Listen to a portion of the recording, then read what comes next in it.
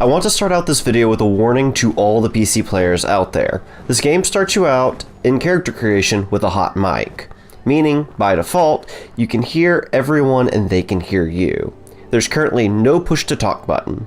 If this is not something that you want, you can change your settings in the main menu under settings, then audio. Switch default audio channel from auto to team or none. Continuing that point, voice chat is the only way to directly communicate to other players as of launch. There's no form of text chat, and once you're in a team, you cannot talk to people who are not in your team. The only alternative to voice chat is emoting with gestures. Once you're in character creation, it looks and feels very similar to the character creation in Fallout 4. I want to make a note here that both my wife and I crashed a desktop when confirming our first characters. It didn't happen on subsequent characters. It could just be a weird, unlucky coincidence, but I'm still going to caution about being attached to the first character you make until you're out of the editor. Once you've finished with character creation, grab your Pip-Boy and head out into the vault. Follow the Vault Boy and grab your starting items from the various tables, and making a pit stop in the Overseer's office to pick up the main quest. The last table you visit before exiting the vault has your starting perk card selection on the table. In actuality, it gives you the first level up and immediately opens up the level up screen. On the level up screen, you get to pick which special attribute you would like to put a point in via picking the perk card that you want. Each special attribute will improve your character in a variety of ways beyond the perk cards. See the description for each attribute for their effects. As you level up, more perk cards will be available for you to pick, as well as you gaining perk card packs on certain levels. You can change which perk cards you are using at any time. When you're first starting out, I would recommend putting points into Leadbelly under Endurance, because almost every type of food and water will give you radiation damage. Your character has a need to eat, and at early stages of the game, right-of-ways are not common or cheap. The third tier of Leadbelly completely eliminates radiation damage from food and water.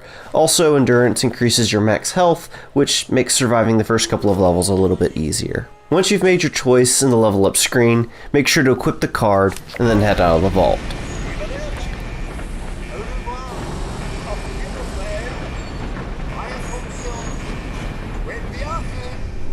Once outside, there are a couple of items you need to collect. To your right, there's a corpse with the pipe pistol and 38 ammo. Then you want to turn around to the opposite side of the door and head down the stairs to the corpse there. This corpse has a machete. From here, I would recommend that you put both on your favorites wheel so you can hot swap between them.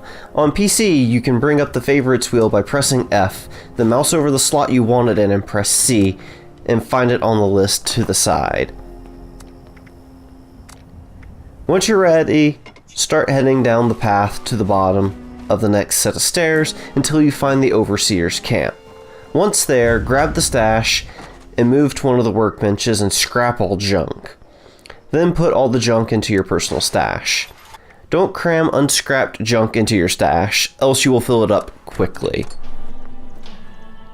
Functionally, workbenches are similar to how they were in Fallout 4, with a few tiny differences. You collect junk items from around the world to scrap to their base components. Then you use these base components to craft and repair weapons, armor, ammo, and modifications. All workbenches can pull the junk from your stash. Only one player can craft at a workbench at a time, but multiple can scrap at a time. In order to learn new modifications, you need to scrap excess weapons or armor. At this time, there's no way to remove modifications to put them onto different weapons or armor. When establishing your own camp, you can place it almost anywhere. I'm not certain of the current restrictions, however it seems you can't place it in world event areas or near existing structures. The build mode of the camp functions similar to the settlement building in Fallout 4.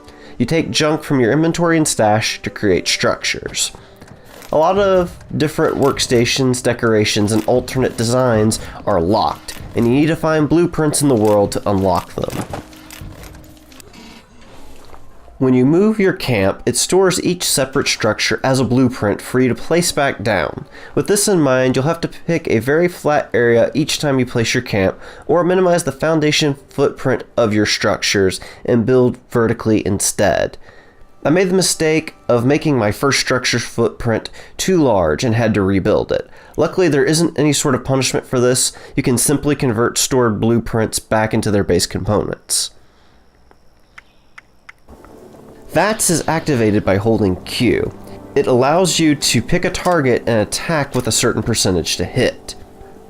Putting points into perception increases the percent chance to hit, and there are perception perk cards that improve the functionality of VATS. There are loads of different stats effects found throughout the world. Mostly you'll receive buffs from cooked food, diseases from raw food, dirty water, or dirty beds, and rad damage from eating or drinking anything or swimming.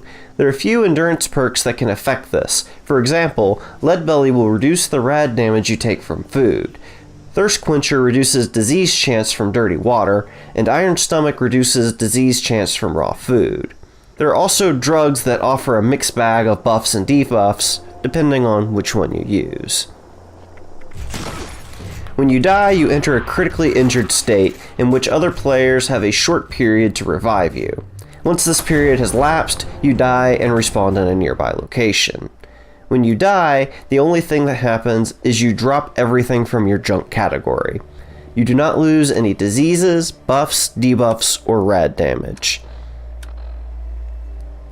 If you're following the main quest, the first world event you're likely to participate in is Fertile Soil in Flatwoods. The first objective is to kill 3 farmhand supervisors. The second objective is to go into the basement level of the Vault Tech Agricultural Research Center and interact with the terminal to reset the parameters of the Mr. Farmhands. Once you're done with the event, you gain a small loot box directly into your inventory. Anyone who's in the event zone will gain this loot box, even if they didn't directly participate in the event. That's all I have for getting started in Fallout 76. If this video was helpful, make sure you like and share it. Your support really helps out the channel. Thank you guys so very much for watching, and have yourselves a very good day.